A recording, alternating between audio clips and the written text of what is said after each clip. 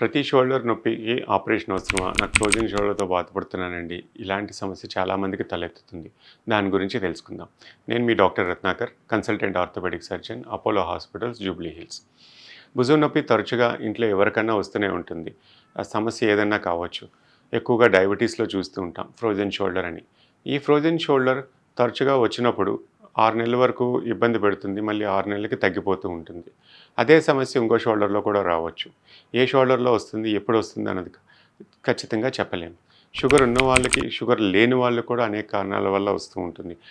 డయాబెటీసే కాకుండా హైపోథైరాయిడ్ గానీ, హార్ట్ స్టెంట్లు వేసుకున్న వాళ్ళకి గానీ, న్యూరలాజికల్ ప్రాబ్లమ్స్ ఉన్న వాళ్ళకి గానీ ఫ్రోజన్ షోల్డర్ వచ్చే అవకాశం ఉంటుంది. ఇంతకుముందు ఎక్కడో దెబ్బ ఉంది, దాన్ని అశ్రద్ధ చేసాం, దాని మూవ్‌మెంట్స్ తగ్గించేసి వేరే షోల్డర్ వాడుతున్నాను. నెమ్మదిగా ఇది జామ్ అయిపోతుంది. ఎందుకంటే షోల్డర్‌లో ముఖ్యంగా 4 కండరాలు ఉంటాయి. ఒక కండకి ఇబ్బంది తగిలినా ఆ 3 కండరాలు కూడా మనం ఆ 3 కండరాలకు కూడా మనం పని చెప్పం. ఎందుకంటే నొప్పొస్తుందని కదలకుండా ఉంచేస్తాం. వాటికి కూడా పనిష్మెంట్ వల్ల మొత్తం షోల్డర్ అంతా జామ్ అయిపోతుంది. అలా అని ప్రతి షోల్డర్‌కి ఆపరేషన్ అవసరమా అంటే ఖచ్చితంగా కాదండి. ఈ సమస్య ఉన్నవాళ్ళు ముందుగా చూపించుకొని చిన్నగా ఉంటే దాన్ని ఎక్సర్సైజ్ వ్యాయామంతోటి రెగ్యులర్‌గా చాలా సమస్యలు తగ్గిపోతూ ఉంటాయి. దాన్ని అశ్రద్ధ చేస్తేనే ఎంతవరకు తీసుకెళ్తారు? వ్యాయామం పనికిరాదు కూడా.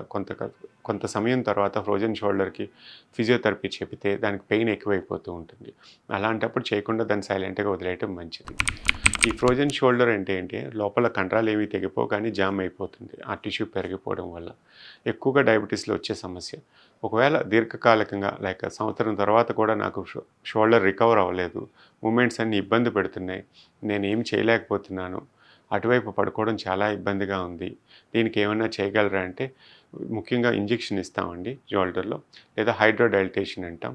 మీ ఏదైతే కృషించిపోయిన షోల్డర్ జాయింట్‌ను కొంచెం వ్యాకోచింపజేసి ఇంజెక్షన్ వల్ల ఇబ్బంది తగ్గించే అవకాశం ఉంటుంది. దీనివల్ల కూడా సత్ఫలితం రాకపోతే ఇంకా లాస్ట్ స్టేజ్‌లో కీ హోల్ ఆపరేషన్ అని చేస్తామండి. ఆర్థ్రోస్కోపీ దా అక్కడ మొలిచిన కండని తీస్తే షోల్డర్ కండరాలన్నీ బయటపడి షోల్డర్ మళ్ళీ మునుపటి లెక్క మూమెంట్స్ వచ్చే అవకాశం ఉంటుంది. అది లాస్ట్ స్టేజ్. అశ్రద్ధ చేయకుండా ముందే చూపించుకున్న పార్షియల్ టేర్స్ కానీ వీటికి కానీ కరెక్ట్‌గా వ్యాయామం చేసుకుంటే ఆపరేషన్స్ వరకు దారితీయదండి.